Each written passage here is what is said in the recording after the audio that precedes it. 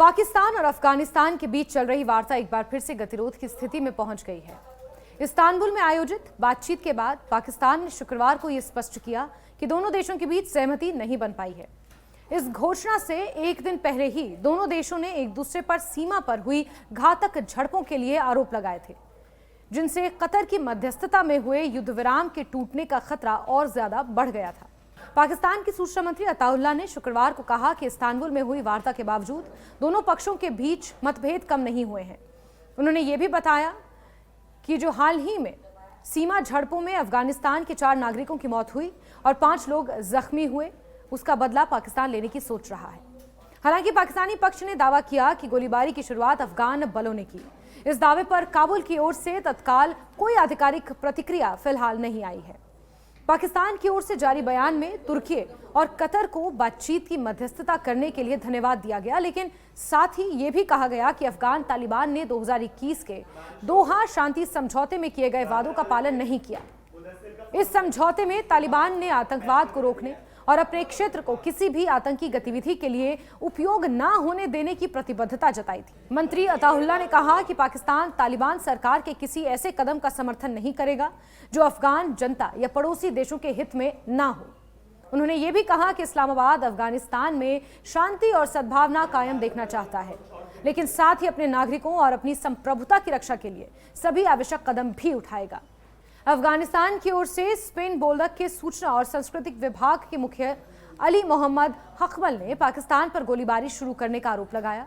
हालांकि उन्होंने दावा किया कि अफगान बलों ने संयम बरता और इस्तांबुल में चल रही शांति वार्ता को ध्यान में रखते हुए जवाबी हमला नहीं किया।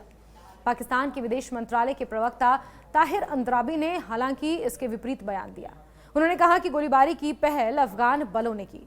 पाकिस्तान के सूचना मंत्रालय की ओर से भी बयान जारी करते हुए कहा गया कि इस्लामाबाद संवाद की प्रक्रिया को जारी रखने के लिए प्रतिबद्ध है और अफगान अधिकारियों से भी उसी तरह की प्रतिबद्धता की अपेक्षा करता है। विशेष रूप से तहरीक तालिबान पाकिस्तान को शरण दे रही है।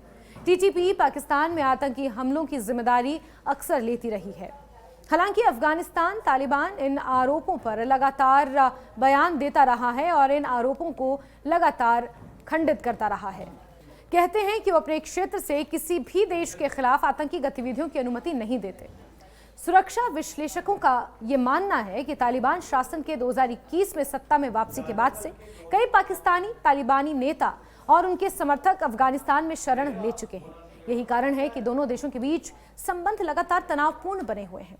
तुर्की के विदेश मंत्रालय ने पिछले सप्ताह संपन्न हुई वार्ता के बाद एक बयान में यह बताया कि दोनों पक्षों ने सीमा क्षेत्र में शांति बनाए रखने और युद्ध विराम उल्लंघन करने वालों के खिलाफ कार्रवाई सुनिश्चित करने के लिए एक निगरानी और सत्यापन तंत्र स्थापित करने पर सहमति जताई है। हालांकि ताजा झड़पों ने इस समझौते को धूमिल कर दिया है। संयुक्त राष्ट्र की एक रिपोर्ट के अनुसार सीमा पर 9 अक्टूबर से शुरू हुई झड़पों में अब तक अफगानिस्तान की ओर से 50 नागरिकों की मौत और 447 नागरिकों के घायल होने की पुष्टि हुई है। इन झड़पों ने क्षेत्र में मानवीय स्थिति को और भी गंभीर कर दिया है। रिपोर्ट्स में कहा गया है कि सीमावर्ती गांव में लोग अपने घर छोड़कर सुरक्षित इलाकों में जाने को मजबूर हैं।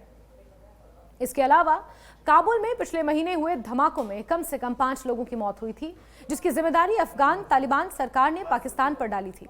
तालिबान का आरोप था कि इन विस्फोटों के पीछे पाकिस्तान समर्थित समूहों का हाथ है। इस्लामाबाद ने इस दावे को असत्य और निराधार भी करार दिया था। वहीं पाकिस्तानी सेना ने अपनी रिपोर्ट में कहा कि सीमा पर हुई झड़पों में उसके 23 सैनिक मारे गए और 29 अन्य जख्मी हुए। सेना की ओर से नागरिक हताहतों की संख्या नहीं बताई गई, लेकिन सूत्रों का कहना है कि सीमा के नजदीकी इलाकों में रहने वाले कई नागरिक भी क्रॉस फायरिंग की चपेट में आए हैं। राजनयिक विशेषज्ञों का मानना है कि इस्तांबुल में चल रही ये वार्ताएं दोनों देशों के संबंधों को सुधारने का अंतिम अवसर हो सकती हैं। अगर ये प्रयास असफल रहे तो सीमा तनाव बढ़ सकता है, जिससे न केवल दक्षिण एशिया की सुरक्षा पर असर पड़ेगा, बल्कि कतर और तुर्की द्वारा बनाए गए शांति प्रयास भी खतरे में आ सकते हैं। इस दौरान तुर्की और कतर दोनों देशों ने संयम बरतने की अपील की है और कहा है कि सीमा विवाद को बातचीत से ही सुलझाया जा सकता है, न कि गोलीबारी से। एक संयुक्त बयान में यह कहा गया कि दोनों देशों को ये समझना चाहिए कि उनके बीच संघर्ष का सबसे ज्यादा नुकसान आम नागरिकों का ही हो रहा है। विश्लेषकों का यह मानना है कि पाकिस्तान और अफगानिस्तान के बीच बढ़ता तनाव केवल सीमा विवाद तक सीमित नहीं, बल्कि यह आतंकवाद, प्रवासन, आर्थिक संकट जैसे जटिल मुद्दों से भी जुड़ा हुआ है।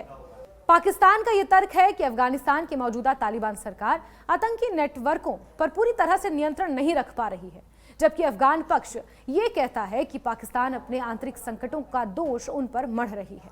वर्तमान में दोनों देशों के बीच सीमा रेखा पर स्थित क्रॉसिंग पॉइंट्स पर व्यापारिक गतिविधियां भी लगभग ठप पड़ चुकी हैं।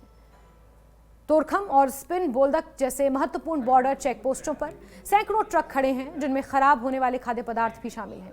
इस व्यापार में रुकावट ने न केवल अफगानिस्तान की अर्थव्यवस्था पर असर डाला है, बल्कि पाकिस्तान के सीमावर्ती इलाकों पर भी महंगाई का बोझ बढ़ा है। स्थिति की गंभीरता को देखते हुए तुर्की ने अगले सप्ताह दोनों पक्षों के प्रतिनिधियों को फिर से बुलाने की योजना बनाई है। हालांकि बातचीत तभी आगे बढ़ सकेगी जब दोनों देश सीमा पर हिंसा रोकने पर सहमत होंगे। अभी के लिए इस्तांबुल की चर्चा एक निश्चित विराम पर आ चुकी है और दोनों देशों के बीच अविश्वास की खाई और गहरी हो चुकी है। इस्लामाबाद और काबुल के बीच जारी तनाव का ये संकेत देता है कि दक्षिण एशिया में स्थायी शांति की राह अभी लंबी है। चाहे वो दोहा समझौते की अधूरी प्रतिज्ञाएं हों या सीमा पर जारी गोलीबारी, दोनों ही स्थितियां ये बताती हैं कि पाकिस्तान और अफगानिस्तान के बीच भरोसे की कमी क्षेत्रीय स्थिरता के लिए सबसे बड़ी चुनौती बनी हुई है।